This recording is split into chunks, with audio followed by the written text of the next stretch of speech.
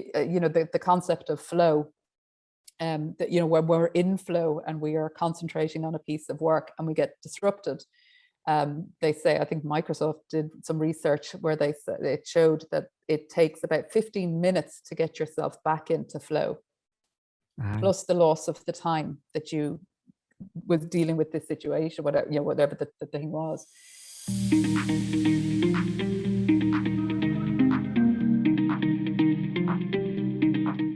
What I loved is that you started with freeing up the person. You didn't use these words, but you almost said emotionally. So removing stress for them, that they feel like they're in a psychologically safe environment, that their bosses got their back, so to speak, that if they follow this approach, that it's well known that, yep, I'm okay here. Yeah. And I can get on with things with that comfort. Yeah. I really like that one. The next one, freeing up the flow. So talking about the interruptions here. So you in the story that you tell in the book, you were in your office and you were working, and the person came and knocked on your door. And people talk very much about an open door policy.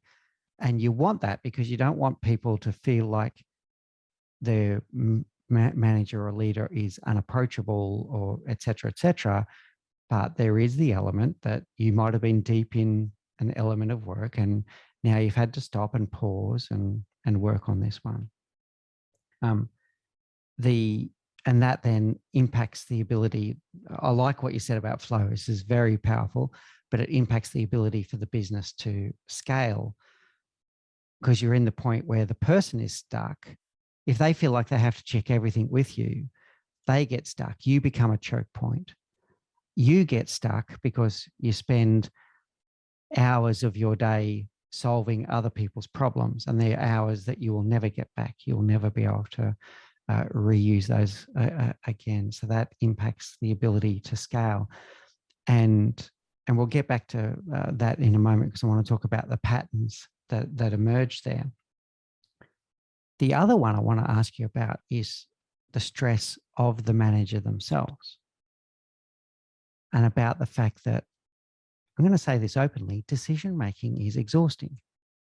You get a certain amount of energy each day as you wake up, and the moment you start making decisions, it drains your energy over time. And if you're making every decision for every member of your team, that's all on you. And you're going to go home at the end of the day completely exhausted. What are your thoughts on energy and stress associated with it? Yeah, it's an excellent point. And I think I do actually refer to decision fatigue in the book. I don't overly dwell on it, but I do recognize when we're constantly making decisions throughout the day, and they can be little decisions. It's not like they're mad big decisions around whether we're going to invest 10 million into something, but they're little decisions, and they are constantly, every single time we have to make a decision, it builds up, it builds up, it builds up. We get, kind of takes a little bit more out of us.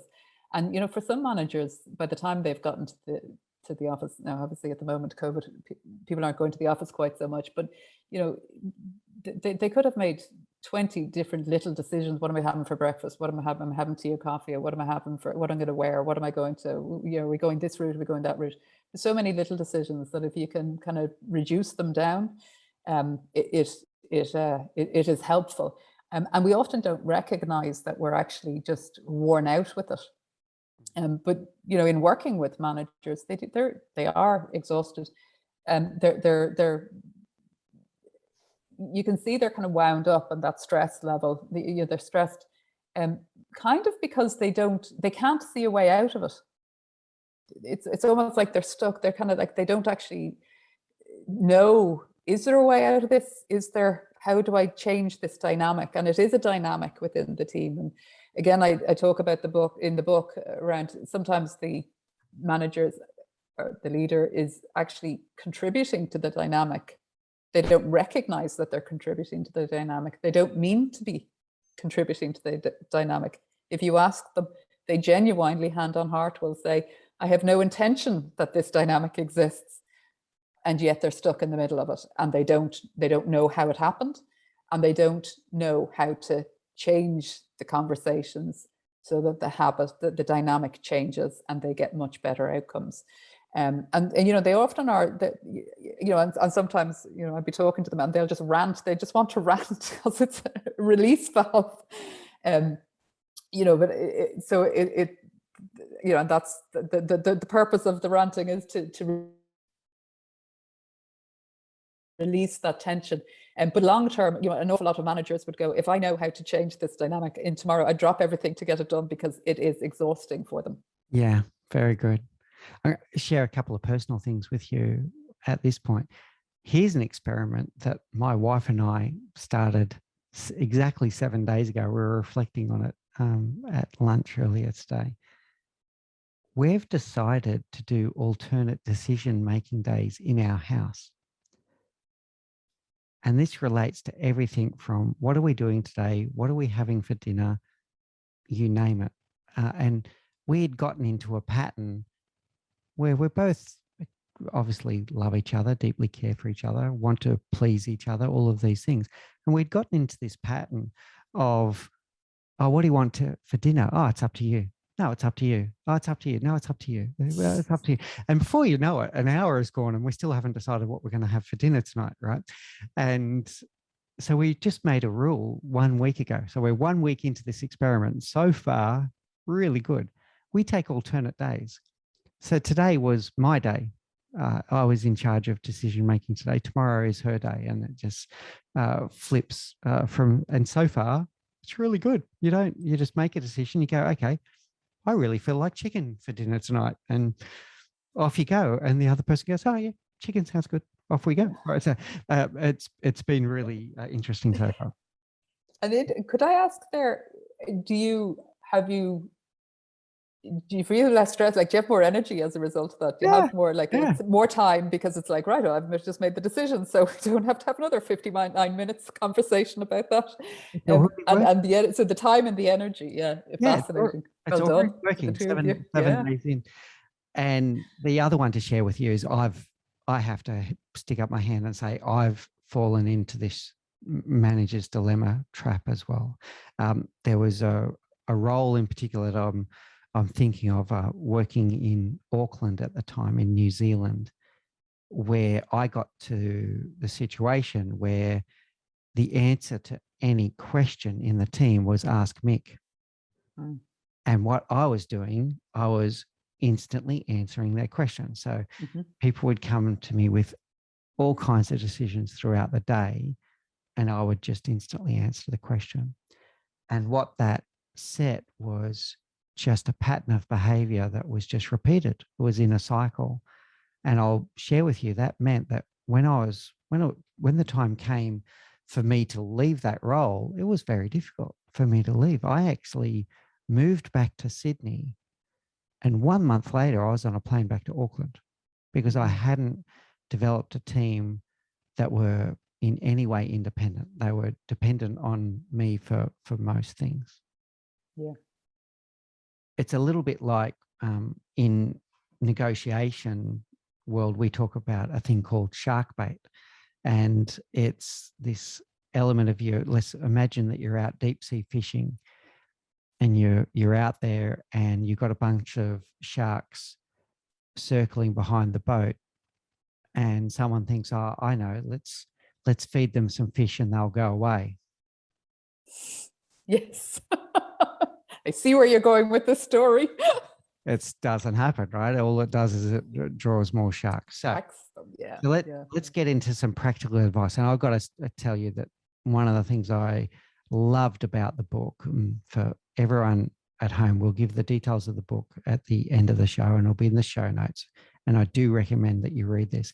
I love how practical it is, because you set up a lot of storytelling and give a lot of great case study and material about how this all happens, but then you also give some practical recommendations on how to address this. So let's start with escalation.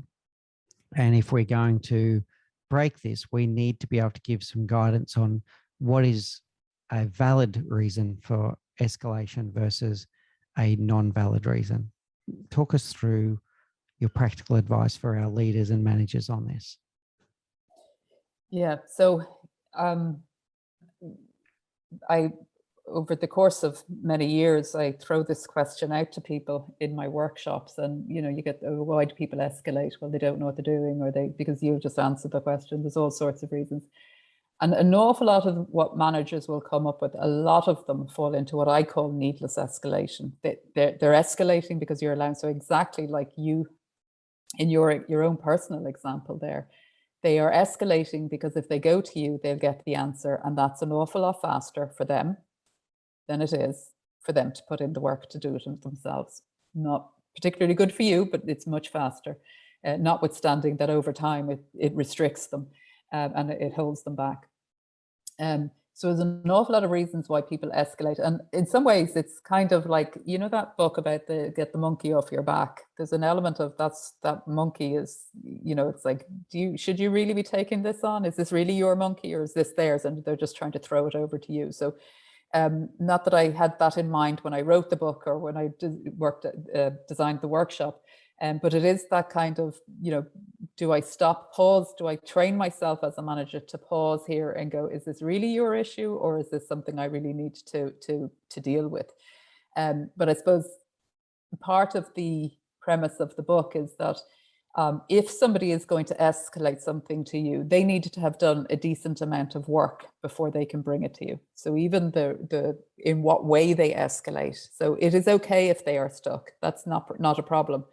But if they are stuck because they've identified a problem and are throwing it over the fence to you and go, you sort it, you take it from here, that is a problem, because they should have researched it. They should have kind of figured out what's gone wrong, why it's gone wrong, what the impact is, all those sorts of things, what they think that should happen. So even when, so permitting that escalation to happen, for want of a better way of phrasing it, around the boundaries of escalation, it's around, are they putting in some effort and some attempts to kind of find out what it is and what do they think themselves.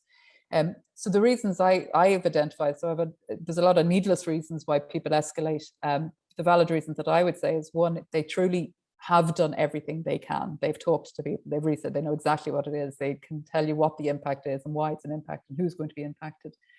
And that they have talked to people, they have tried to resolve it. And, at their level, it's not happening, and they need to bring it to you at your level to get it resolved or to see what you can do with it. So that would be a reason for escalation, a valid reason.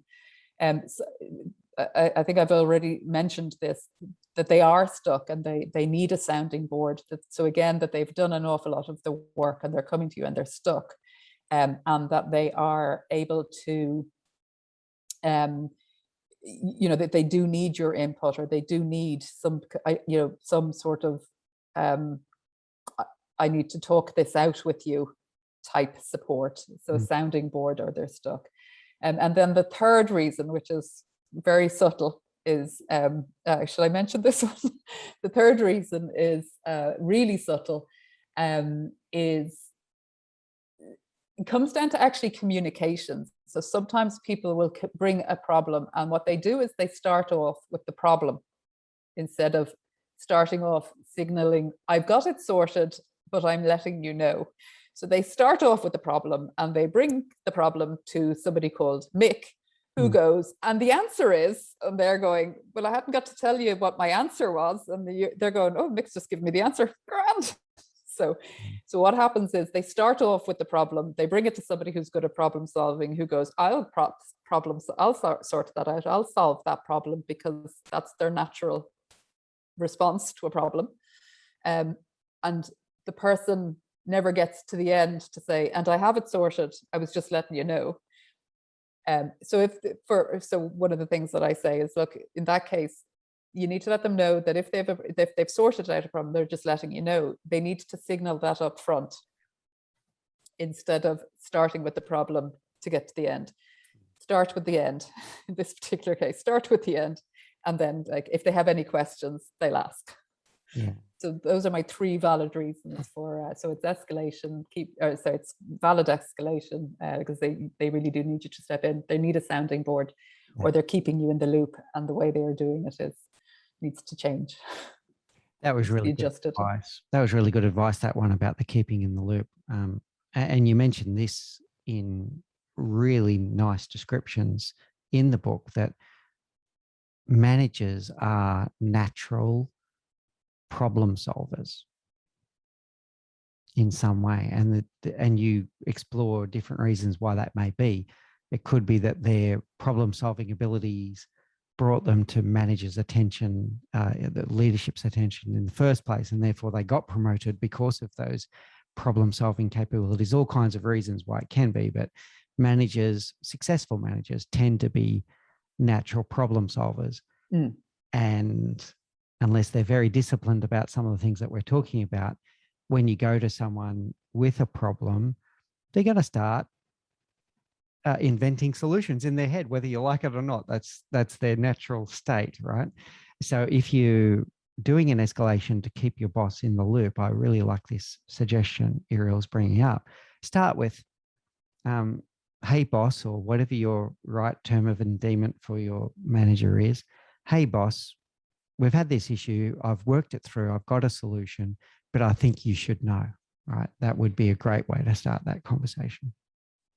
And then I just want to summarize for the audience the 3 Amigos of escalation that you talk about. So having valid reasons for escalation, and you don't want to discourage when someone needs their help or needs your help, they do come to you, right? So in everything that we're talking about here, where we're trying to encourage them to be a little bit more self-sustaining, you don't want to have a closed door where people feel like, oh, I can't take this to the manager or the boss because they're just going to, bat me away. Having them as a sounding board, number 2, and keeping them in the loop as number 3. So really great. Now, coming back to our scenario that we painted before, and people are coming to you with questions that you think do not fit those 3 categories. How do you get that process going? How do you begin that to get them into the situation where they're doing a bit more of their own problem solving? Yeah, and this is where it breaks down. It's understanding the breakdown of the different steps to problem solving, and then seeing, can I identify where do I suspect they're getting stuck? At which step are they getting stuck? And I tend to, again, a bit like with the trust, where from my experience and my observations of people, that they fall into 2 categories. In terms of problem solving, my observations is people fall into 2 types of problem solvers. One, problem identifiers, and problem solvers. So 2 problem solvers. So there's some people who only fall into the problem identifying. They identify the problem and then they go, right, this is somebody else's. I did my job. I identified the problem.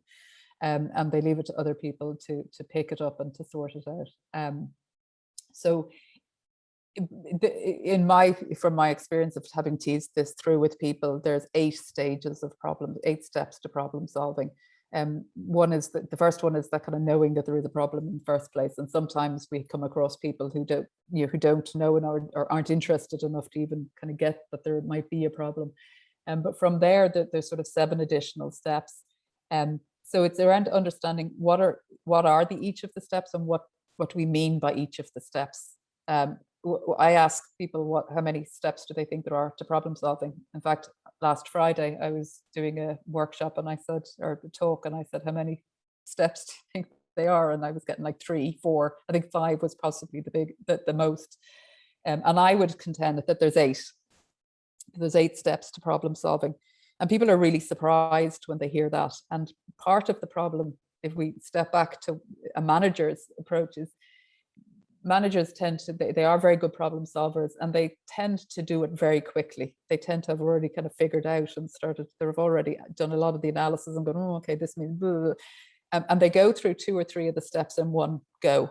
So they're not differentiating between the different steps. They've actually started identifying the options and evaluating the options, and kind of discounting some of the options.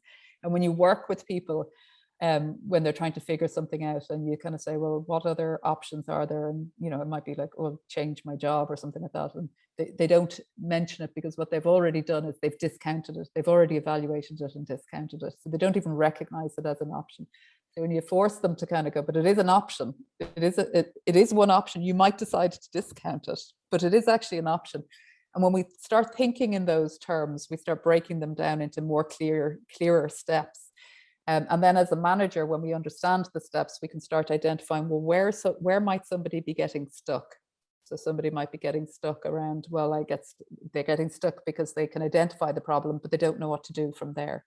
Or in the case of the person who I had that initial insight into in the whole area, and she was getting stuck around the decision making, around the actual saying, okay, I know all the options I can, but I don't want to be the one making the decision, or I don't have the confidence to make the decision. So that's where she was getting stuck.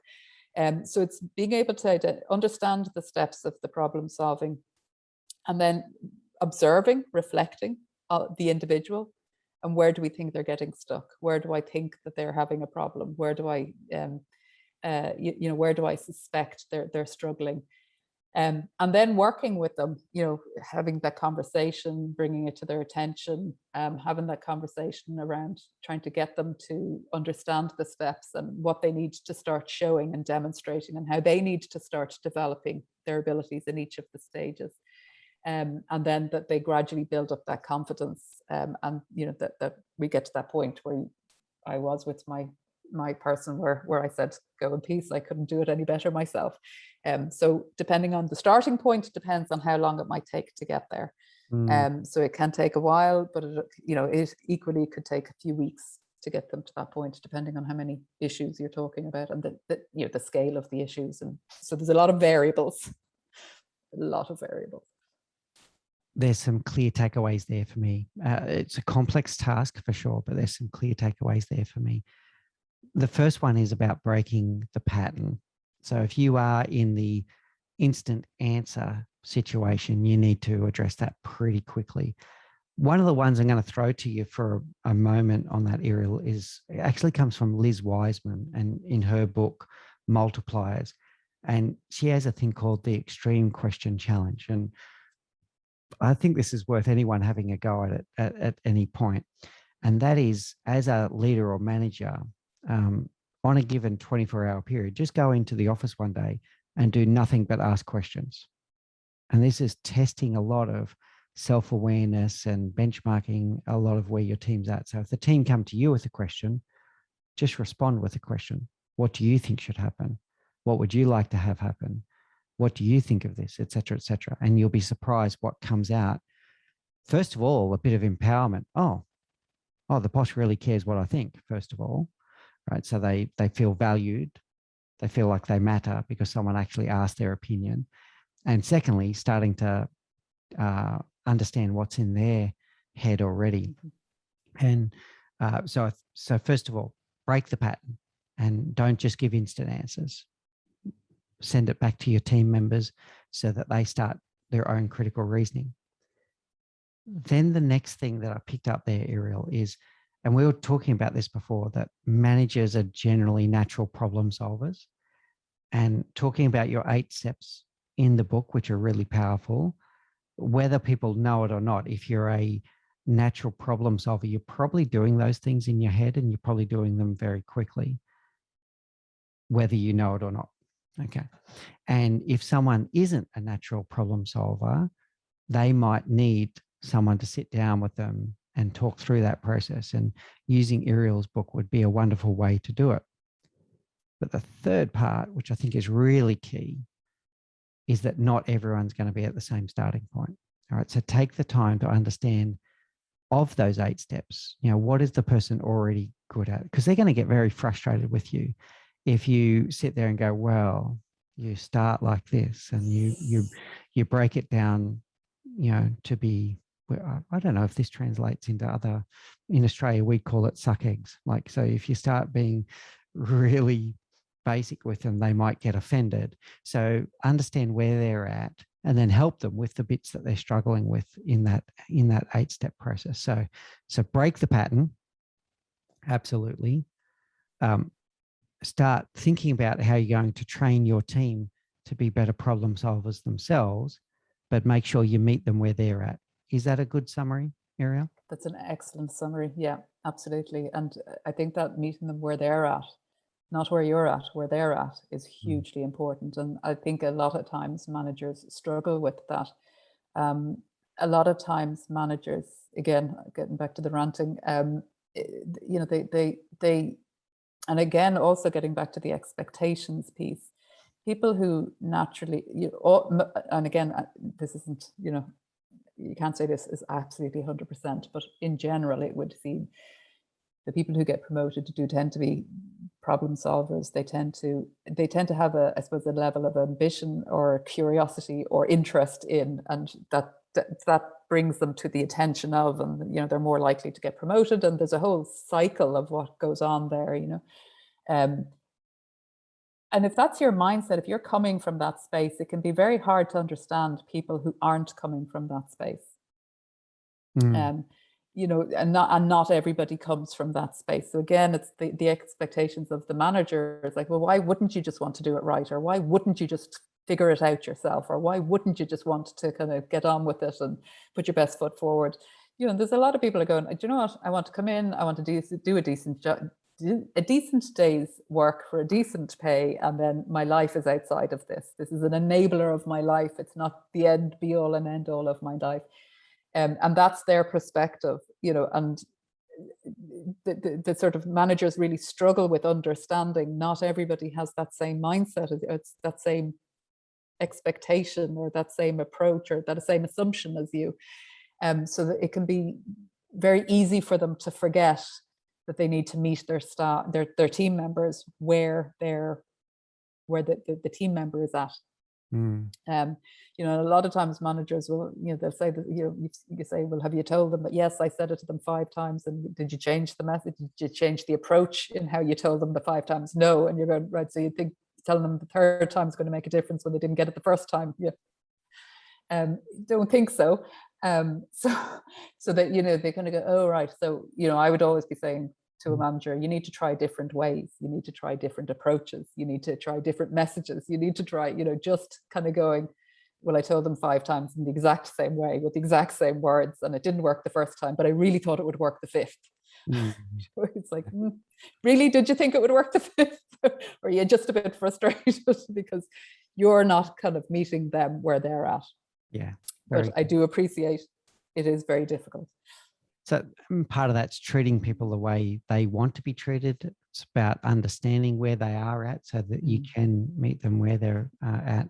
And yeah, definition of insanity, right, is doing the same thing over and over again, expecting a different result.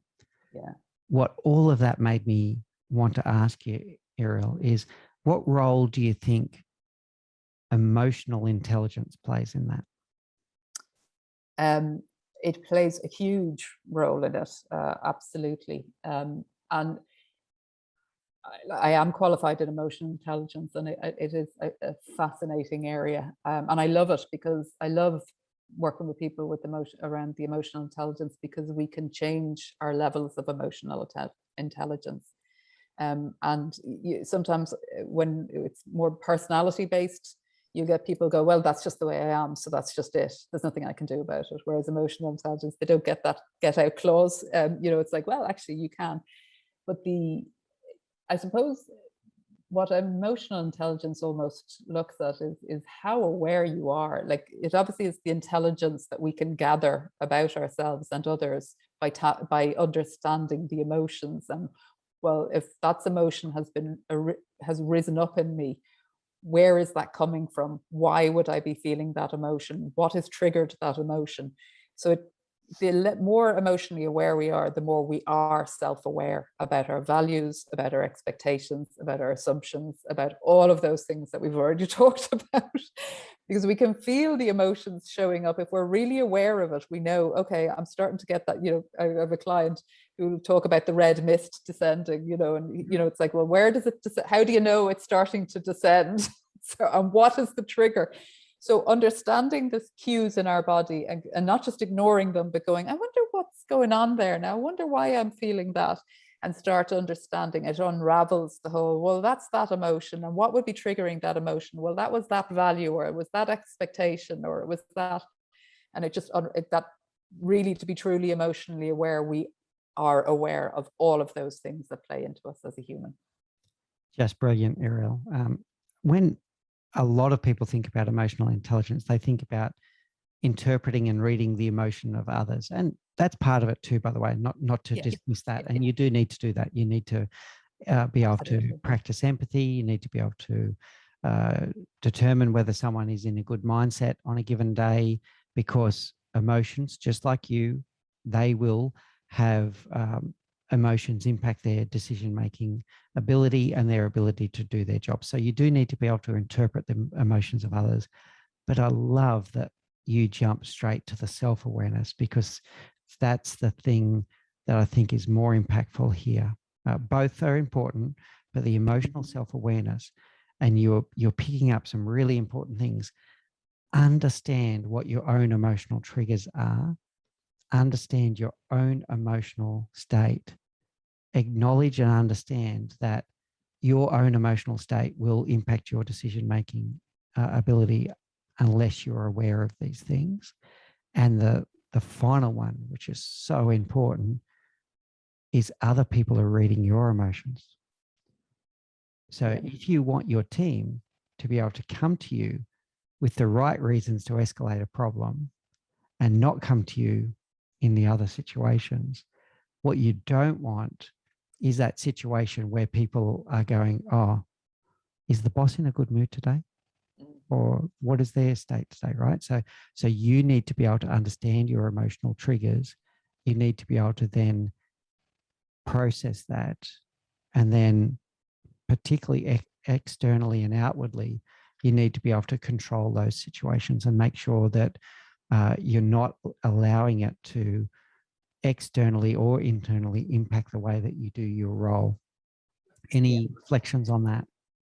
Yeah, I would add, I mean, you're right, absolutely. The emotional intelligence is our ability to understand ourselves and others and to be able to read other people's emotions.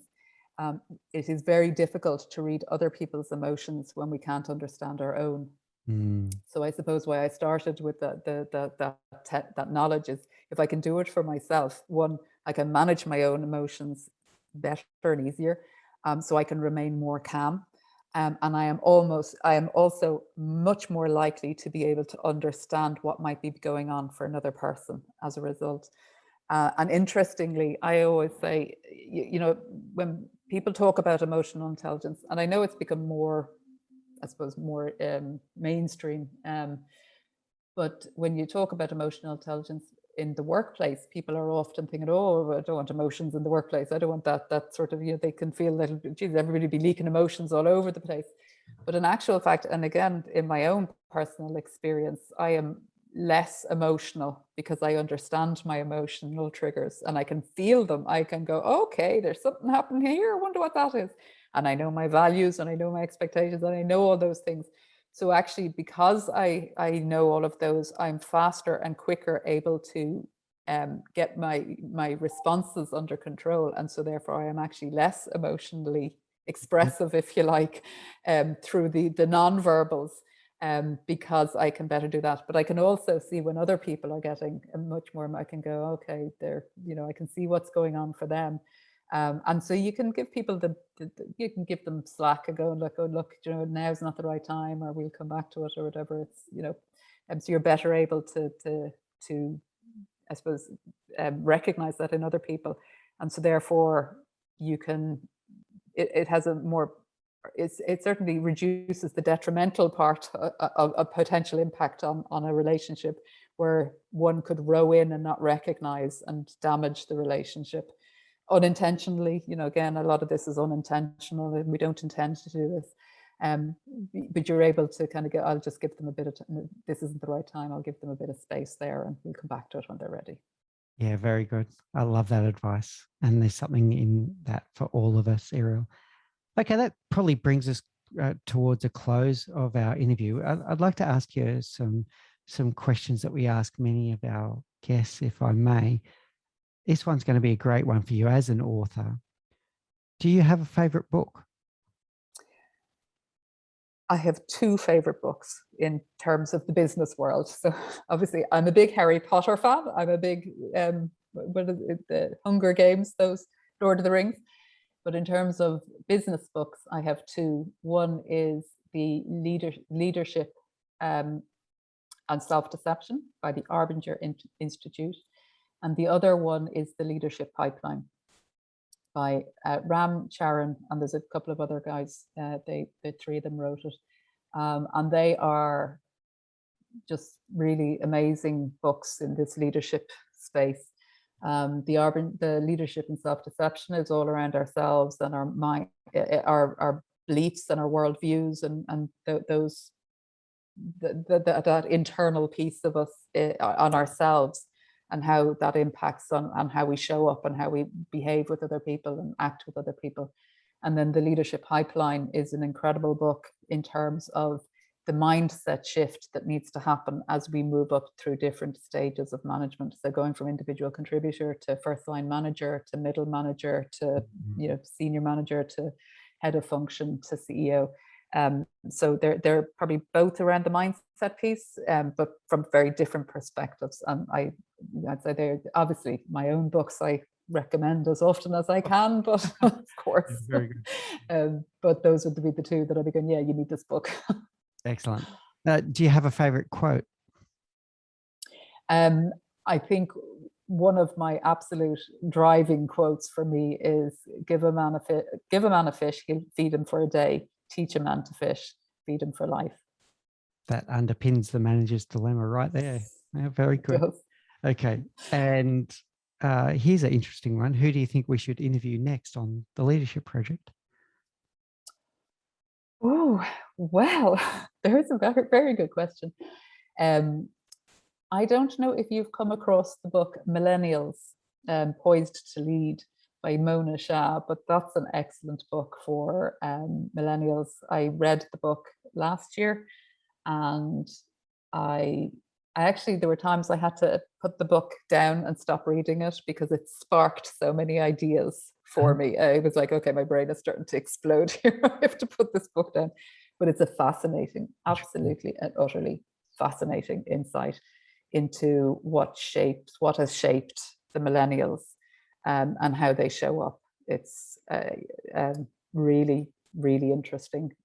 For millennials themselves, it's stuff like, even one of the things was that they've grown up with that likes and all of that, and this public acceptance or public. So if you start trying to give them feedback, or it can be very uncomfortable for them because they're so used to this public, everybody looking, and that has that has to have a fascinating impact on your psyche.